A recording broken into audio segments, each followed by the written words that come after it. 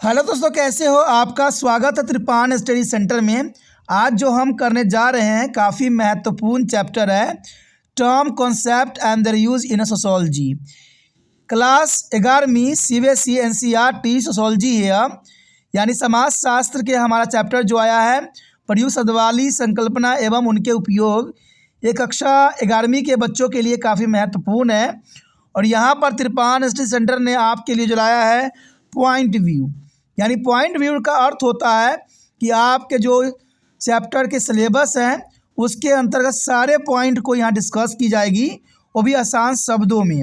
और सबसे महत्वपूर्ण बात रहेगा कि आपको इसको इंग्लिश हिंदी दोनों माध्यम में बताने की कोशिश किया जाएगा, जो काफ़ी महत्व रखेगा।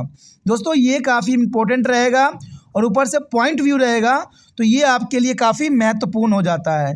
लेकिन ये सब पॉइंट करने से पहले एक बात जो मैं हमेशा कहता हूँ, जिसको आपको सोचना भी चाहिए, विचार भी करना चाहिए और इवन अमल भी करना चाहिए, वो ये है कि जब भी वीडियो देखिए पूरा देखिए, क्योंकि अधूरा जानकारी सदैव खतरनाक होता है। साथ में एक इंपॉर्टेंट बात ये भी रहता है, अगर आप पहली बार वीडियो देख रहे हो तो लाइक शेयर सब्सक्राइब करना मत भूलना, क्योंकि दोस्तों लाइक कीजिएगा तो बनाने वाले का मनोबल बढ़ता है, सब्सक्राइब कीजिएगा तो इससे ये होता है कि जब भी मैं कोई वीडियो डालूंगा उसका नोटिफिकेशन आपको समय रहते मिल जाएगा। और देखिए, शेयर का मतलब ये होता है कि आपके थ्रू ना जाने किन बच्चों को हेल्प मिल जाए, ये आप भी नहीं जानोगे, इसलिए जो है आप शेयर जरूर करो, ठीक है। व्हाट्सएप स्टेटस पे भी लगाओ। दोस्तों, एनएसएस सेंटर जो कई मानने में बहुत से बच्चों के लिए हेल्पफुल है, चाहे वो 8th क्लास हो, 9th 10th 11th 12th हो, चाहे वो NIOS बोर्ड के बच्चे हों, ठीक है, चाहे BA MA के बच्चे हो, सभी क्लासों के लिए कुछ ना कुछ जो है त्रिपान एनएसएस सेंटर में उपलब्ध है। तो इसलिए आपके लिए ज़रूरी है कि आप सब्सक्राइब करके इसको चैनल को जो है सेव कर लो, नहीं तो बाद में अगर रिसर्च करोगे तो शायद आपको ये चैनल प्राप्त ना हो। तो इसलिए सोचना नहीं, विचार नहीं करना है, सब्सक्राइब करके जो है अपने पास सेव करना है। दोस्तों, ये तो बात था आपके लिए, लेकिन आप देखते हैं हमारा आज टॉपिक क्या है। Today we discussion most important chapter here, term concept and their use in sociology. Class 11th CBSE NCERT sociology here. Next point arrive here, that's important. And point here, social group. You know that what do you mean to the social group and what is a social group? There is a many questions here. Society is formed by the human interaction. You know that's important. Society is formed by human interaction. That's important.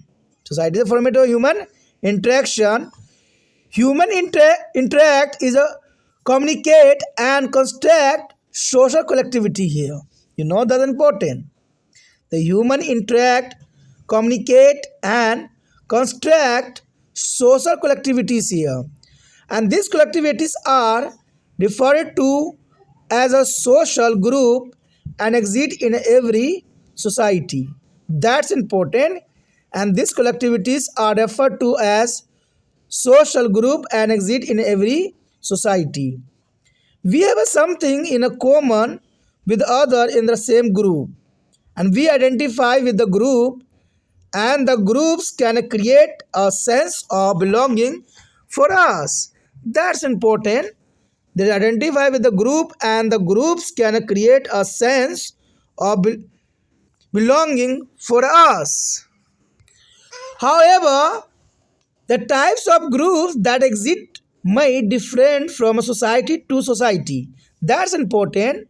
The types of groups that exist may differ from society to society, and thus social group refer to the collection of continuously interacting person and who share a common interest, culture, values, and norms within a given society. That's important here. Social group here are interacting person who share a common interest, culture, values, and norms within a given society. According to the Horton and Horn, that's important here. Hortons and Hort is defined here. Social group are aggregate are characterized of people who have a consequence of membership on the interaction. You know that There's the most important concept here. Social group are aggregate or categories of people who have a conclusiveness of membership and of the interaction. A group is also different from a category if you are in the same category as a person. You may share a similar characteristics like age, height, or you both wear glasses, but you may be not be interact or feel the sense of beginning. That's important. And the next year, B. Aggregate can thus be defined as a simply collection of people who are in the same place at the same time, but share no defined connection with one another. That's important. And passengers waiting at a railway station or airport or the bus stop or cinema audience are example of the aggregate. Such aggregate are often termed as a quasi group. There's a quasi group is the next here, but most important example here. Passenger waiting at the railway station or airport and bus stop or cinema audience are example of aggregates here. Let's see quasi group here. Quasi group, that is mean here. A quasi group can be defined as an aggregate or combination. You know that quasi groups here can be defined as an aggregate or combination which lacks structure or organization, and the whose member may be unaware or less aware of the exactness of grouping. That's important. For example, social classes, status groups, age groups, gender groups can be classic group. That's important here. For example, here social classes here, status group, age groups, gender groups can be classic group here. That's important. In due course of time and is a specific circumstance, such an aggregate might take the form of social group as a sociologically defined. For example, people belong to be a same caste might come together to form a caste basis political party. You know that's the most important example here. The people belonging to the same caste might come together to form a caste basis political party. Such a political parties will be referred to as a social group, as a member will be a conscious of their interaction and belonging. That's important. The next point that's important, the point here difference between social group and quasi group. You know that's important. A group of people can take the form of a quasi group at some point. And as a social group is a specific circumstance, you know that's important.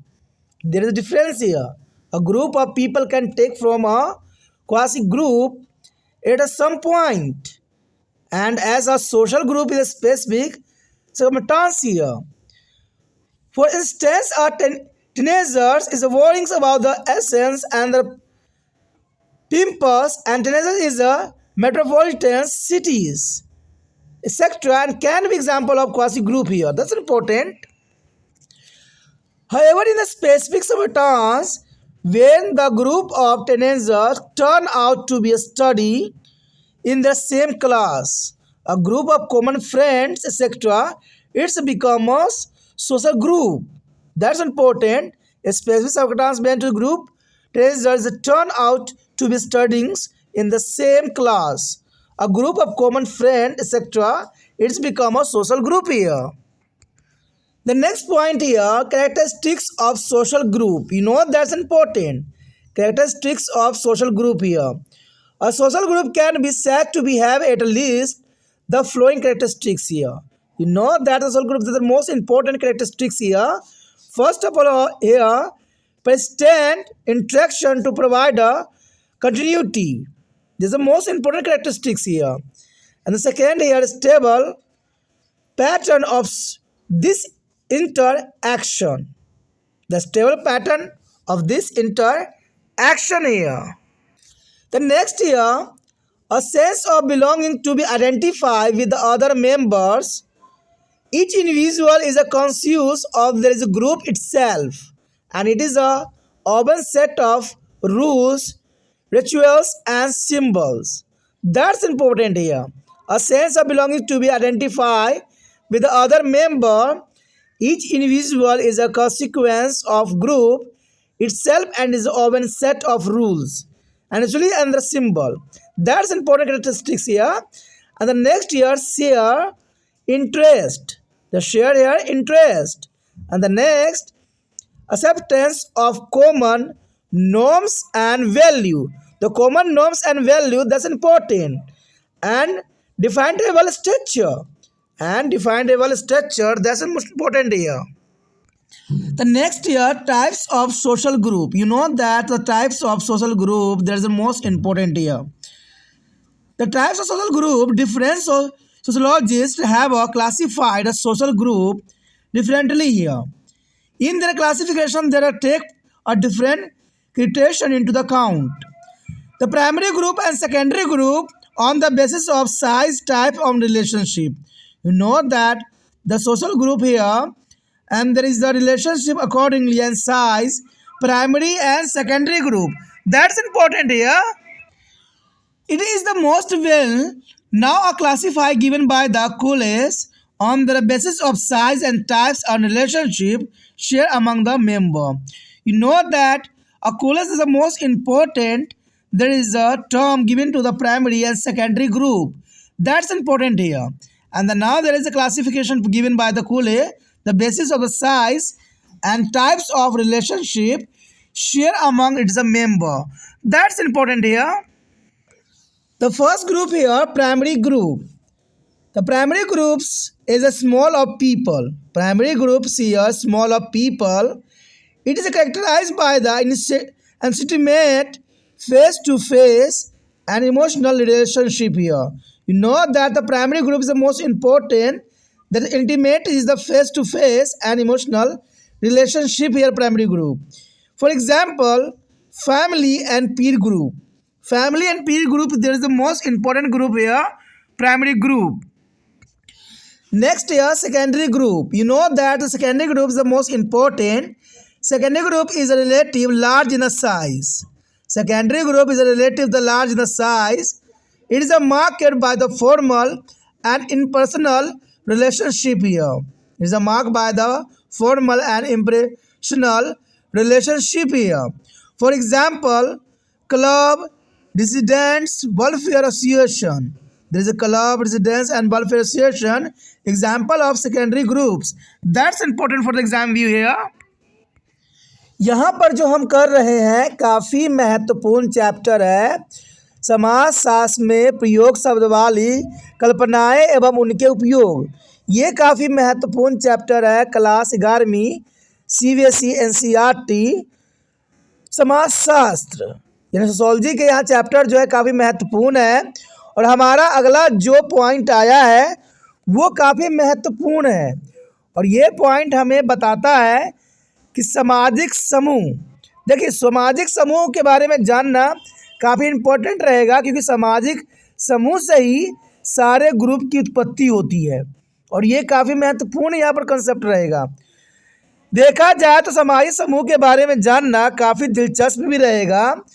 समाज का निर्माण मानवीय अंतक्रियाओं से होता है। आपको तो पता ही होगा कि समाज शास्त्र जो है संबंधों का जाल है, यानी देखा जाए तो समाज शास्त्र का निर्माण मानवीय अंतक्रियाओं से होती है जिसमें हर एक व्यक्ति एक दूसरे से किसी न किसी रूप में जुड़ा हुआ रहता है। वो रूप कुछ भी हो सकता है, तो ये काफ़ी महत्वपूर्ण है। देखा जाए तो मनुष्य परंपरा क्रिया करते हैं, यानी मनुष्य में अंतक्रियाएं होती रहती है और संचार भी करते हैं और सामाजिक सामूहिकताओं का निर्माण भी करते हैं। तो ये काफ़ी महत्वपूर्ण बात है कि समाज के निर्माण मानवीय अंतक्रियाओं से होता है और मनुष्य परंपरा क्रियाएँ भी करते हैं, संचार भी करते हैं और सामाजिक सामूहिकताओं यानी सामूहिकताओं का निर्माण भी करते हैं। इन समूहीकर्ताओं का सामाजिक समूह कहा जाता है, क्योंकि जो समाज में हम रह के कार्य करते हैं उन सबको सामाजिक समूह के नाम से जाना जाता है, क्योंकि इसमें हम अंतर्क्रियाएं हो रही होती है और ये हर समाज में मौजूद होती है। देखा जाए तो हर समाज का मतलब है, चाहे जीव जंतु का हो, कीड़े मकोड़े का हो या मनुष्य का हो, सभी समाजों में ये मौजूद होता है, क्योंकि अंतःक्रियाएं हर जगह होती है। कहते हैं कोई भी जीव जंतु हो स्वयं में परिपूर्ण नहीं है, उसको दूसरे की आवश्यकता होती है। जब तक अंतःक्रियाएं नहीं होगी वो सामाजिक समूह नहीं कहलाएगा। इसलिए सामाजिक समूह में जो है अंतःक्रियाओं को देखा गया है। एक ही समूह के अन्य लोगों के साथ हमारे बीच कुछ समानताएं जरूर होती है। एक समूह के अन्य लोग हों उनमें के बीच कुछ ना कुछ समानताएं आपको जरूर नज़र आ जाएगी। हम समूह के साथ अपनी पहचान बनाते हैं। हमारी जो पहचान बनती है किसी एक समूह में रह के बनती है और समूह हमारे लिए अपनेपन की भावनाएं पैदा भी करती है। तो देखा जाए तो ये काफ़ी महत्वपूर्ण बात है कि हम समूह के साथ अपनी पहचान बनाते हैं और समूह हमारे लिए अपनेपन की भावना पैदा कर सकता है। तो ये काफ़ी महत्वपूर्ण बात यहाँ आता है। हालांकि देखें तो मौजूदा समूहों के प्रकार अलग अलग समाजों में भिन्न हो सकते हैं, क्योंकि देखा जाए तो अलग अलग समाजों में उनकी विभिन्नता भी देखने को मिल सकता है। और इस प्रकार सामाजिक समूह का तात्पर्य लगातार बातचीत करने वाले व्यक्तियों के एक समूह से है, जो किसी दिए गए समाज के भीतर सामान्य रुचि, संस्कृति, मूल्य और मापदंडों को साझा करते हैं। यानी ये काफ़ी महत्वपूर्ण बात है कि सामाजिक समूह का तात्पर्य लगातार बातचीत करने वाले व्यक्तियों के एक समूह है, जो किसी दिए गए समाज के भीतर सामान्य रुचि, संस्कृति, मूल्य और मापदंडों को साझा करते हैं। तो ये हम सामाजिक ग्रुप कह सकते हैं, जिसमें आपसी अंतःक्रियाएं होती रहती है। इन सब बातों को यहाँ पर हर्टन्स और हंट के अनुसार इन्होंने काफ़ी महत्वपूर्ण बात बताई थी। यानी इन सब बातों को हंट और हर्टन्स ने काफ़ी महत्व रखा था। उन्होंने कहा था कि सामाजिक समूह उन लोगों के समुच्चय या श्रेणी है जिनमें सदस्यता और अंतःक्रियाओं की चेतना होती है। यानी सामाजिक समूह उन लोगों का समुच्चय या श्रेणियां हैं जिनमें सदस्यता और अंतःक्रियाओं की चेतना भरी हुई होती है। तो हंट और हंट ने काफ़ी महत्वपूर्ण बात यहाँ बताई। देखा जाए तो एक समूह एक श्रेणी है से भिन्न होती है। यानी एक समूह जो है एक श्रेणी से भिन्न नज़र आती है। यदि आप एक व्यक्ति के रूप में एक ही श्रेणी में हैं तो आप सामान्य विशेषताओं को साझा कर सकते हैं। जैसे देखें तो आपकी उम्र, ऊंचाई, आप दोनों चश्मे पहनते हैं लेकिन आप बातचीत नहीं कर सकते हैं या अपनेपन की भावना महसूस नहीं कर सकते हैं। तो यहाँ का भी महत्वपूर्ण बात है कि एक समूह एक श्रेणी से भिन्न हो सकती है। यदि आप एक व्यक्ति के रूप में एक ही श्रेणी में हैं तो आप सामान्य विशेषताओं को साझा भी करते हैं, लेकिन फिर भी आप अलग हैं। जैसे मान लीजिए आप दोनों की ऊंचाई सेम होगी, उम्र भी सेम होगा, आप दोनों चश्मे पहनते होगे लेकिन बातचीत नहीं कर सकते, अपनेपन की भावना महसूस नहीं कर सकती। मान लीजिए एक एम्प्लॉयज़ है और एक मालिक है, उम्र भी सेम है, ऊंचाई भी सेम है, दोनों चश्मे भी पहनते हैं, लेकिन आपसी जो है मन की बातें, भावनाओं की बातें आपस में नहीं किया जा सकता, क्योंकि यहाँ पर रुतबा सामने आ जाती है। तो ये काफ़ी महत्वपूर्ण यहाँ पर समझ के लिए है। देखा जाए तो समुच्चय को इस प्रकार केवल उन लोगों के संग्रह के रूप में परिभाषित किया जा सकता है जो एक ही समय में एक ही स्थान पर हैं लेकिन एक दूसरे के साथ कोई निश्चित संबंध साझा नहीं करती हैं। तो ये भी काफ़ी महत्वपूर्ण एग्जाम्पल हो सकता है कि जो एक ही समय में एक ही स्थान पर हैं लेकिन एक दूसरे से साथ कोई विशेष संबंध साझा नहीं कर सकते हैं।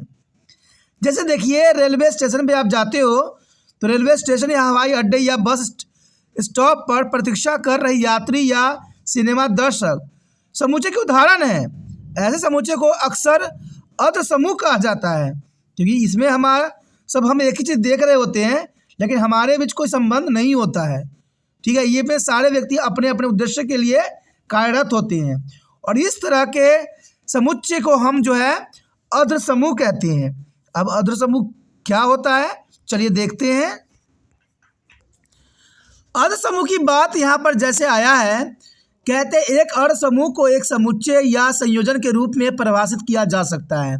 यानी अर्ध समूह जो है एक संयोजन का कार्य करता है, जिसमें संरचना या संगठन का थोड़ा अभाव जरूर होता है, और जिसके सदस्य समूहों के अस्तित्व के बारे में अनजान या कम जागरूक हो सकते हैं। तो ये काफ़ी महत्वपूर्ण है कि अर्ध समूह को एक समुच्चय या समुच्चय के रूप में परिभाषित किया जा सकता है, जिसमें संरचना या संगठन का अभाव होता है, और जिसके सदस्य समूहों के अस्तित्व के बारे में अनजान या कम जागरूक हो सकते हैं। उदाहरण के लिए सामाजिक वर्ग हो गया, स्थिति समूह हो गया, आयु समूह हो गया, लिंग समूह, अर्ध समूह हो सकती हैं। यानी देखा जाए तो इन सबको हम अर्ध समूह कह सकते हैं। जैसे सामाजिक वर्ग हो गया, स्थिति समूह हो गया, आयु समूह हो गया, या लिंग समूह हुआ। समय के साथ और विशेष परिस्थितियों में ऐसे समुच्चय समाजशास्त्रियों के रूप में परिभाषित एक सामाजिक समूह का रूप ले सकते हैं। तो ये काफ़ी महत्वपूर्ण बात है कि समय के साथ और विशेष परिस्थितियों में ऐसे समुच्चय समाजशास्त्रीय रूप से परिभाषित एक सामाजिक समूह का रूप ले सकते हैं। तो ये काफ़ी महत्वपूर्ण बात है। उदाहरण के रूप में हम देखें तो एक ही जाति के लोग जाति आधारित राजनीतिक दल बनाने के लिए एक साथ आ सकते हैं। आपने देखा भी होगा कि भारत में ऐसा प्रावधान है कि जाति के अंतर्गत भी राजनीतिक दल बनाए गए हैं, और कोई न कोई राजनीतिक दल जो है किसी न किसी जाति से जो है काफ़ी आकर्षित हो रखी हैं। यही तो सबसे बड़ी विडंबना है कि हम भारत देश के नागरिक हैं, लेकिन फिर भी हम जातियों पर राजनीतिक दल बना रहे हैं। कहते हैं आप भारत के, तो भारत के लिए क्यों नहीं बनाती हो, आप जातियों पर क्यों बनाती हो? कोई हिंदू बना रहा है, कोई मुस्लिम, कोई सिख, कोई ईसाई, कोई जैन, कोई फारसी, सभी अपने अपने धर्म के अंतर्गत राजनीतिक दल बना रहे हैं। ऐसे राजनीतिक दलों को सामाजिक समूह कहा जाएगा, क्योंकि ये राजनीतिक दलें जो है एक सामाजिक समूह बना रहे हैं, क्योंकि सदस्य अपनी बातचीत और जुड़ाव के प्रति सचेत होंगे। क्योंकि आपको पता है शायद उनके विचार ये होंगे कि उनके जाति के राजनीतिक दल ही उनका जो है संरक्षण कर सकते हैं, और ये ही उनके जो है जुड़ाव के प्रति सचेत होंगे। तो ये काफ़ी महत्वपूर्ण बात यहाँ आता है। देखा जाए तो आगे हमारे समक्ष है सामाजिक समूह और अर्ध समूह के बीच अंतर। आखिर सामाजिक समूह और अर्ध समूह के बीच क्या अंतर हो सकता है? देखा जाए तो लोगों का एक समूह किसी बिंदु पर अर्ध समूह और विशेष परिस्थितियों में एक सामाजिक समूह का रूप ले सकते हैं। देखिए, ये समझने के लिए ज़रूरी है, लोगों का एक समूह किसी बिंदु पर उसे अर्ध समूह कहेंगे, यानी लोगों का समूह अर्ध समूह कहलाएगा। लेकिन जब कोई विशेष परिस्थिति में एक सामाजिक समूह का रूप लेते हैं तो इसे सामाजिक समूह कहेंगे, यानी लोगों का समूह को हम अर्ध समूह कहेंगे। लेकिन कोई विशेष कार्य के लिए जब लोग इकट्ठा हो जाते हैं तो जो है हम सामाजिक समूह कहेंगे। समझ में आ गया होगा आपको कि अर्ध समूह का मतलब है कुछ लोगों की समूह, अर्ध समूह का मतलब हुआ कुछ लोगों के समूह। लेकिन जब कोई किसी उद्देश्य के साथ एक साथ खड़े हो जाते हैं तो इसे हम सामाजिक समूह कहेंगे। उदाहरण के लिए मुहासों और फुंसियों के बारे में चिंता करने वाले किशोर, महानगरीय शहरों में रहने वाले किशोर आदि अर्ध समूह के उदाहरण हो सकते हैं। ये सब जो है किशोर किशोरियाँ जो है महानगर में रहते हैं, एक तरह के अर्ध समूह हैं, क्योंकि अलग अलग उद्देश्य से कार्यरत होते हैं। लेकिन जब ये एक साथ आ जाएंगे तो ये हो जाएंगे सामाजिक समूह। हालांकि विशेष परिस्थितियों में जब किशोरों का समूह एक ही कक्षा में पढ़ रहा हो, सामान्य मित्रों का समूह आदि हो, तो वो सामाजिक समूह बन जाता है।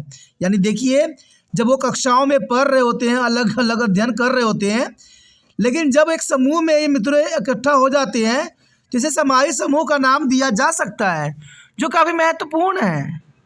तो देखा जाए सामाजिक समूह की विशेषता, जो कि हमारा अगला पॉइंट आया है, सामाजिक समूह की विशेषता।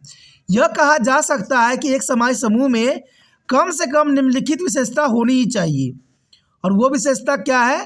निरंतरता प्रदान करने के लिए लगातार बातचीत होनी चाहिए आपस में।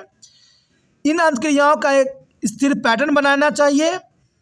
अन्य सदस्यों के साथ अपनेपन की भावना होनी चाहिए, क्योंकि ये काफ़ी महत्वपूर्ण रहता है कि अन्य सदस्यों के साथ अपनेपन की भावना जरूर रहता है। अर्थात प्रत्येक व्यक्ति स्वयं, समूह और अपने स्वयं के नियमों, अनुष्ठानों और प्रतीकों के प्रति सचेत रहे। तो ये काफ़ी महत्वपूर्ण विशेषता है। यहाँ पर देखा जाए तो साझा हित होना चाहिए। ये काफ़ी महत्वपूर्ण विशेषता है कि साझा सबका हित होना चाहिए, सब एक ही उद्देश्य से कार्यरत रहें। सामान्य मानदंडों और मूल्य की स्वीकृति होनी चाहिए और एक निश्चित संरचना होनी चाहिए। एक निश्चित संरचना भी काफ़ी महत्वपूर्ण यहाँ पर बन सकता है। उसके पश्चात हमारे समक्ष आता है सामाजिक समूहों के प्रकार। ये काफ़ी महत्वपूर्ण रहेगा, सामाजिक समूहों के प्रकार। विभिन्न समाजशास्त्रियों ने सामाजिक समूह को अलग अलग तरीकों से वर्गीकृत किया है। कहते हैं सबने अपने विचारधाराओं के अनुसार जो है सभी समाजशास्त्रियों ने सामाजिक समूहों को अलग अलग वर्गीकृत किया है। अपने वर्गीकरण में वो विभिन्न मानदंडों को ध्यान में रखते हुए सामाजिक समूह को जो है अलग प्रकार दिए हैं। किसी ने रिश्तों के आधार पर, आकार के आधार पर इसको प्राइमरी समूह और माध्यमिक समूह बनाया है, यानी प्राइमरी और सेकेंडरी ग्रुप बनाया है। तो सबकी अपनी अपनी विचारधारा है। यह अपने सदस्यों के बीच साझा किए गए संबंधों के आकार, प्रकार के आधार पर कुली द्वारा दिया गया सबसे प्रसिद्ध वर्गीकरण है। हम जो है कुली का द्वारा दिया गया सामाजिक वर्गीकरण काफ़ी महत्वपूर्ण है और उसी के अंतर्गत हम इसको जो है दो भागों में विभक्त कर सकते हैं, एक प्राथमिक समूह और एक द्वितीय समूह, यानी प्राइमरी ग्रुप और सेकेंडरी ग्रुप, जो कि काफ़ी महत्वपूर्ण रहेगा। यहाँ पर कुले ने सर्वप्रथम प्राथमिक समूह के बारे में बताया था, जो कि काफ़ी महत्वपूर्ण है। और प्राथमिक समूह के बारे में यहाँ पर सिर्फ 3 पॉइंट ही है जो काफ़ी महत्वपूर्ण है। अगर आप इसका पूरा वीडियो देखना चाहते हो तो वो भी आपको जो है यहाँ प्रोवाइड्स है त्रिपाण सेंटर में जाके जो है इसके बारे में विस्तार पूर्वक देख सकते हो, समझ सकते हो। यहाँ पर सिर्फ हम चैप्टर के अंतर्गत कर रहे हैं। तो प्राथमिक समूह में देखें तो प्राथमिक समूह लोगों का एक छोटा होता है, यानी प्राथमिक समूह आकार में छोटा होता है और इसकी विशेषता अंतरंग, आमने सामने की भावनात्मक रिश्ते भी सम्मिलित होते हैं। उदाहरण के रूप में देखें तो परिवार, सहकर्मी समूह यानी पीर ग्रुप इसके काफ़ी महत्वपूर्ण है और फैमिली इसके सबसे अच्छा उदाहरण हो सकते हैं, जिसमें हम आपस में जो होते हैं अपनी भावनात्मक रिश्तों का जो है इजहार करते हैं।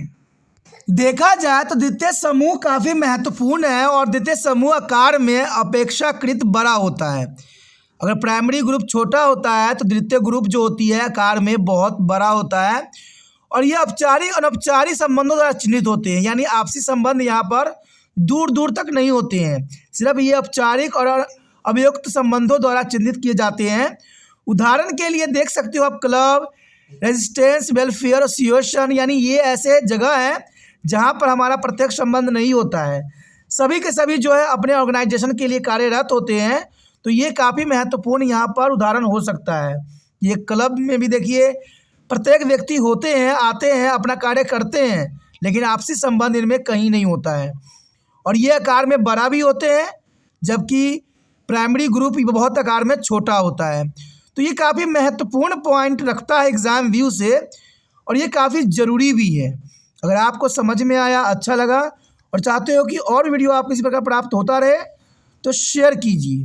जितना शेयर कीजिएगा उतना दूसरे बच्चों का केयर होगा और ये आपके सिलेबस के अंतर्गत है, तो ये काफ़ी महत्वपूर्ण बन जाता है। इसलिए शेयर की भावना कभी मन से जाने नहीं दीजिए, क्योंकि शेयर ही दूसरे बच्चों का केयर बन सकता है।